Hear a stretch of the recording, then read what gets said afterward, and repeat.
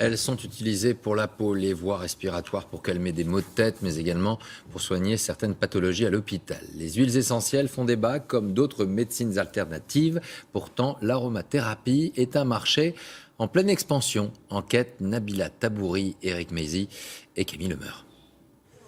Il suffit de quelques gouttes que l'on applique sur la peau, que l'on diffuse, que l'on respire, voire même que l'on avale. Les huiles essentielles, il en existe plus de 300. Elles seraient un remède à toutes sortes de maux quotidiens. Par exemple, la migraine, la menthe poivrée. L'eucalyptus globulus, c'est pour aussi respirer pour la grippe si on a un petit problème. La gaultérie couchée pour les problèmes articulaires. La vente aspic, c'est quand on a des moustiques. Estampillées naturelles, les huiles essentielles ont la cote. 10 millions de flacons vendus par an, 20% de croissance. Pour comprendre comment sont fabriqués ces concentrés de plantes, direction La Guépie, dans le Tarn-et-Garonne. Laurent Gautin vient tout juste de recevoir une cargaison de sauge médicinale fraîchement coupée. La fraîcheur, elle est fondamentale parce que la plante a toutes ses propriétés.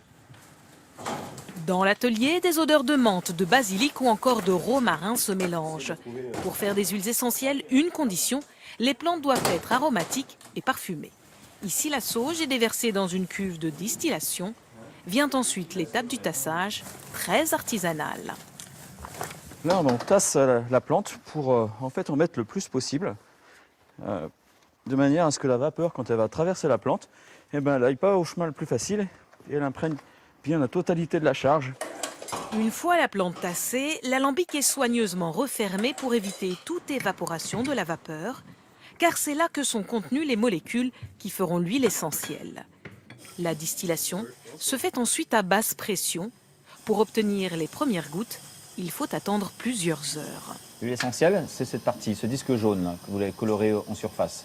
Cette fraction-là, elle renferme un cocktail de molécules qui est absolument phénoménal. C'est 700 molécules différentes rassemblées dans un même liquide.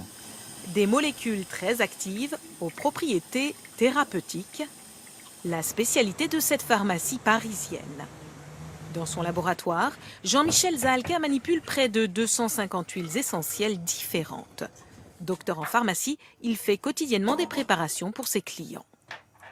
Là, je prépare une lotion bronchite qui va agir comme antiseptique sous forme de friction. Lui croit en l'efficacité des huiles et pas seulement pour les petits bobos du quotidien. On peut traiter tout un tas de pathologies courantes. Une personne qui tousse, une personne qui a une angine, une personne qui a un herpès. Mais toujours avec le diagnostic établi par le médecin. Car mal utilisées, les huiles essentielles peuvent se révéler très dangereuses, d'après ce professeur en pharmacologie. Elles sont d'ailleurs déconseillées aux femmes enceintes, aux enfants de moins de 6 ans et aux personnes allergiques.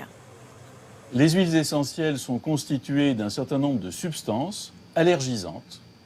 Et les allergies, ça se manifeste sur la peau, mais ça peut se manifester au niveau digestif, au niveau pulmonaire. Ces produits d'origine naturelle ne sont en réalité pas des produits anodins.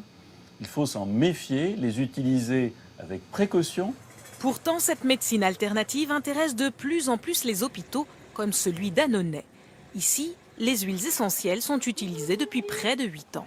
Je vous amène la boule avec l'odeur de lavande que vous m'avez demandé pour ce matin. En diffuseur, elles permettent d'assainir l'air des chambres. L'odeur, est-ce que ça vous détend? C'est bon ça. Ça va? C'est très bien. Allez, fermez vos yeux. Détendez-vous.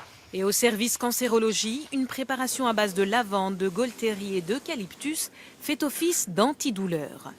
Nicole Balex, hospitalisée depuis plusieurs semaines pour un cancer des poumons, ne peut plus se passer de ce soin.